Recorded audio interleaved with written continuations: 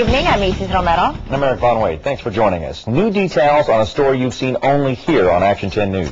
The military has now opened up its own investigation in response to Action 10's story of a man who was seemingly pressured into Navy boot camp against his will. Action 10's Callan Henrik has the story. Callan?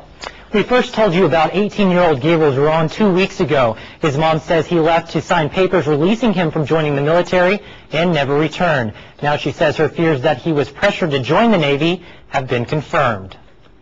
It was a phone call Elisa Garza thought would never happen. More than a month after her son Gabriel Duron was shipped off to Navy boot camp, she finally got the chance to speak with him by phone. It was awesome. I mean, just hearing his voice, and that told me a lot, that he still wasn't interested in being there. Duron signed up for the Navy's delayed entry program before graduating from high school, but his mom says he changed his mind soon after, deciding to enroll in classes at Del Mar College. That's when Garza says Navy recruiters lied to her son, telling him if he still wanted out, he had to report to San Antonio, sign release papers, and would be brought back home the next day. But Duron was instead sent off to boot camp. He said that he didn't have a choice. He felt like he didn't have a choice. And today, Garza received this letter from her son.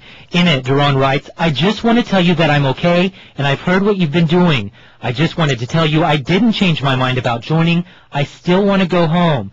When I went to San Antonio, I talked with someone there, and an hour later, he told me I was going to boot camp."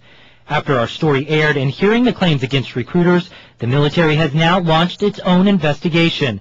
An investigation Garza hopes will finally bring her son back home. If it was his free choice to be there, once again, I'll back him up. But in his voice, he kept telling me he don't want to be there. He don't want to be there. Now, Navy officials told me today by phone they take these allegations very seriously and will continue to investigate. In the meantime, Duron will continue his boot camp training. We will, of course, stay with this story and bring you the latest as it develops. In the studio, Callan Henrich, Action 10 News.